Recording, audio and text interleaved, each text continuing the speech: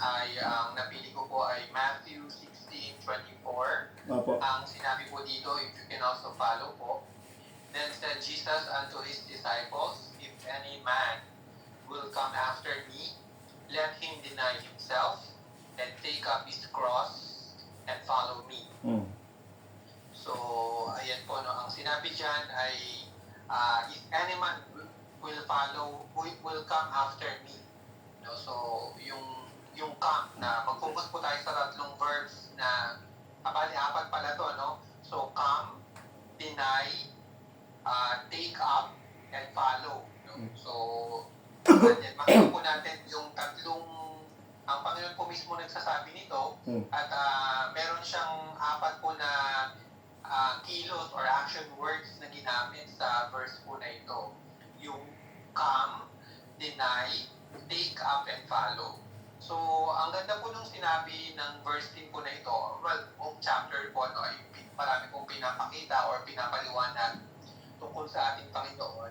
Pero napili ko po ito bilang napakaganda rin pong reminder sa ating lahat. No?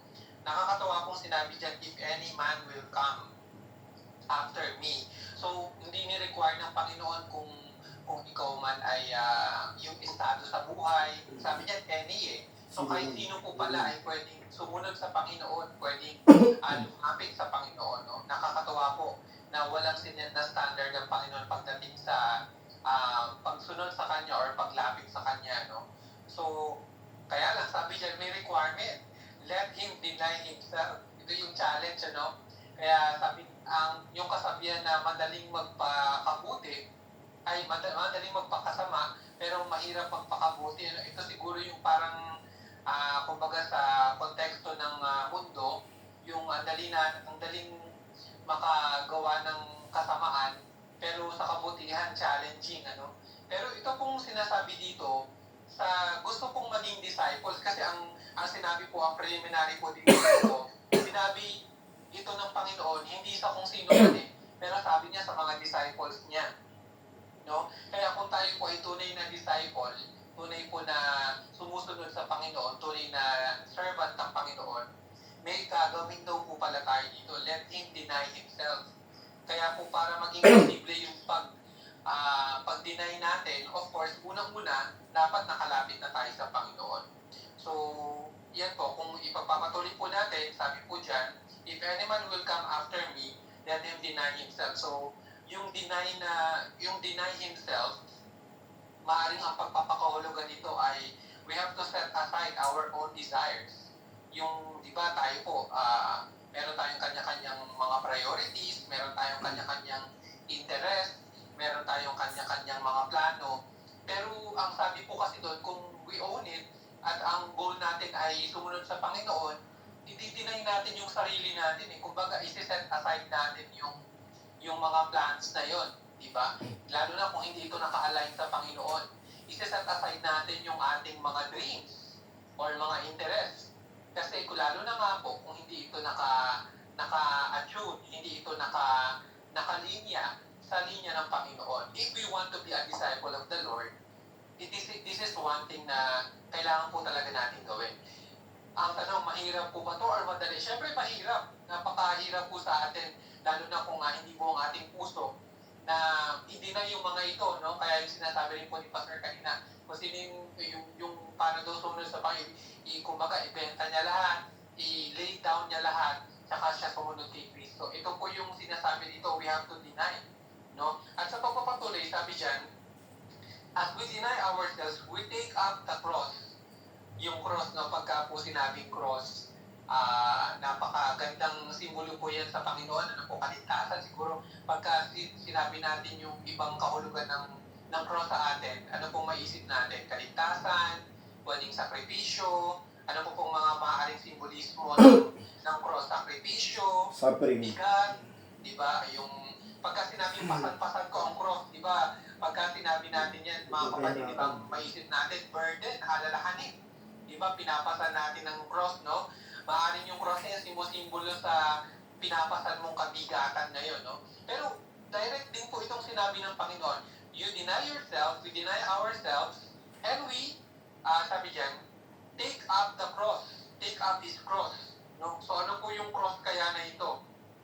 Marami pong pwedeng pagpapakahulugan sa cross po na ito, no? Pagka po lalo po natin iisip, no? Maaaring pwede pong ito rin yung sacrificial living natin, ano po? Kasi kung didinay mo nga ang Panginoon, dinidinay mo yung sarili mo para sumunod sa Panginoon, may sacrificial tayo doon, ano po, na ginagawa. Pwede rin namang forgiving others, pwede rin pong pagdi-deny or pinaprioritize natin yung gawain over sa ibang bagay. Parang ngayon po, yung oras natin, di po ba, Sunday, no? Or gabi naman, maisip natin, nag-church naman ako kanina o nakinig naman ako sa lesson kanina, pero meron pa rin tayong ganito, no? Parang isipin natin, baka parang sobra na, no? Pero pagka sabi nga, dininay natin yung sarili natin and inisip natin yung kalooban ng Panginoon, hindi siya nagiging parang burden, hindi siya nagiging parang responsibility, kumbaga pribilehiyo natin na magkaroon ng ganito, kumbaga yung bonding na rin po at the same time fellowship sa Panginoon. So yung po yun, so yung cross, napakaganda po niya. Tsaka huli po, ang sabi nga po dyan, yung challenging din po, yung we follow the Lord daily po no? So, ang makikita po natin dito mga kapatid sa verse po na sinabi dyan, sino bang sinusunod natin? Diba yun yung palagi natin itanong sa mga sarili natin. Sino ba yung sinusunod mo ba? Yung binibigyan mo ng glory? Sino ba yung pinaglilingkuran natin? When these things are clear, when these questions are clear sa atin, napakasarap pong sumunod sa Panginoon. Napakasarap pong manalangin, napakasarap pong magbahagi ng kaligtasan sa iba, ng salita ng Panginoon. Kasi we know who we are following. We deny ourselves, we take up our cross, and we follow the Lord. Napakaganda pong reminder sa atin.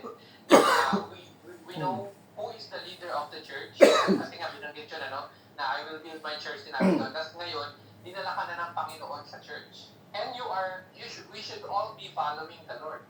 Kasi niligtas niya na tayo So yung discipleship, it talks about Christ-likeness. Diba?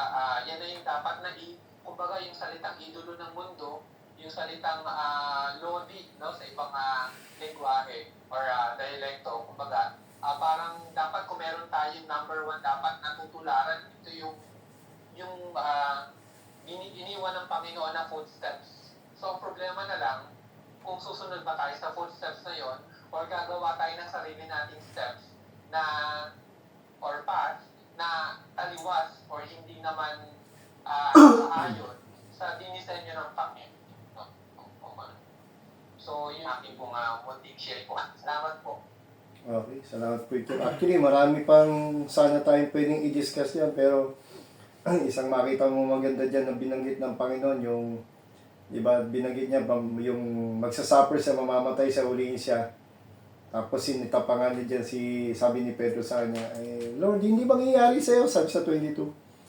Kasi sinabihan siya ng Panginoon na umalis ka sa harapan ko, Satanas. Siguro mo si Pedro ko, inabihan niya Satanas.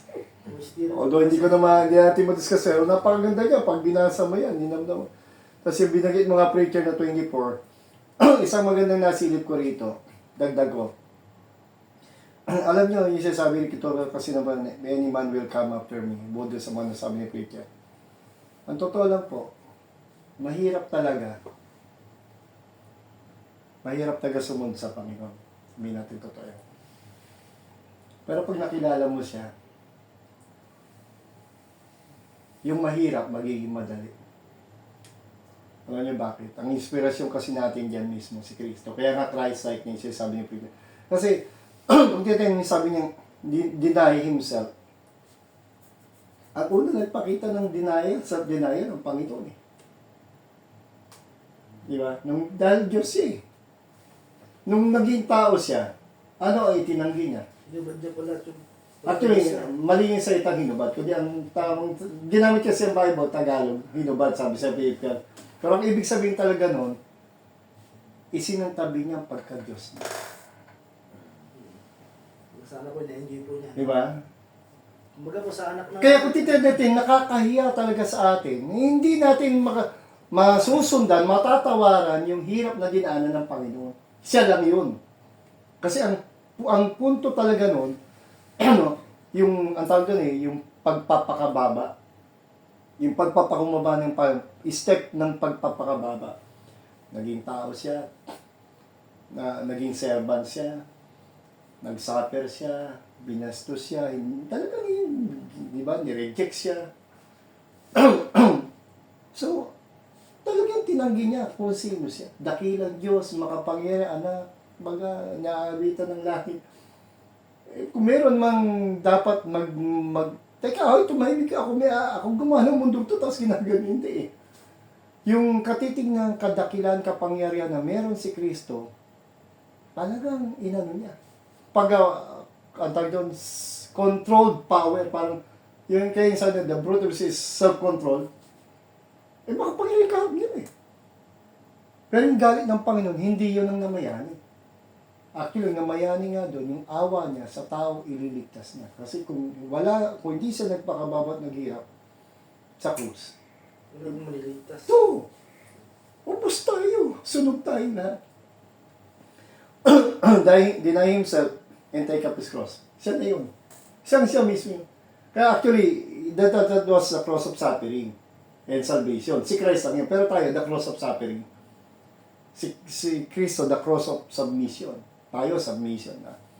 And many times, hindi man tayo submissive. Many times, hindi nga tayo, ayaw nga natin mahirapan. Diba? And follow Him. Pero still, the true believers of Christ will follow Him. Kaya, napakaganda po na, marami tayong ano dito, pero sa kabuuan, susi talaga yan. Pagka the more natin we know the Lord, may pagsasala ang ginagawa ang Diyos sa buhay natin. May pagbabago. No, meron siyang mga gagawin sa buhay. Sige po, sa manalangin na tayo.